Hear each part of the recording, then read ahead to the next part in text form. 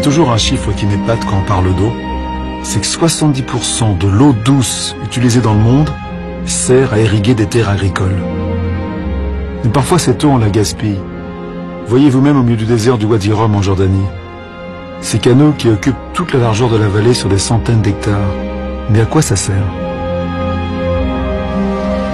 C'est incroyable, ces canaux qui ont été faits en plein désert.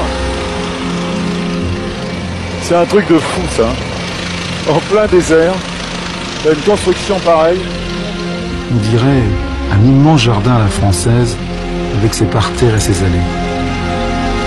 Tu vois la maison, là?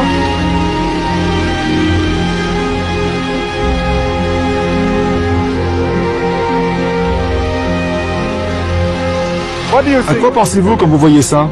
Est-ce que vous pensez que c'est bien ou c'est mal? Je pense que l'homme est capable de tout. J'apprends que cette folie est la propriété privée d'une famille régnante du Moyen-Orient. Riccardo Petrella avait raison. L'homme riche ne manque jamais d'eau.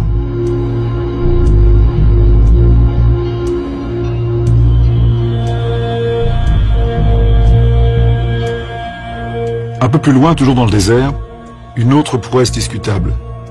Ces cercles de verdure, on les appelle des carrousels agricoles. C'est fou ce qu'il y a comme eau par terre, ça. Regarde, on est en plein désert, je dirais des marécages. Il y a un gâchis d'eau inouï. Oui, c'est important de le rappeler, nous sommes au milieu du désert. Il n'y a pas de rivière et il n'y a pas de lac. Alors d'où vient l'eau qui permet de cultiver ces immenses surfaces?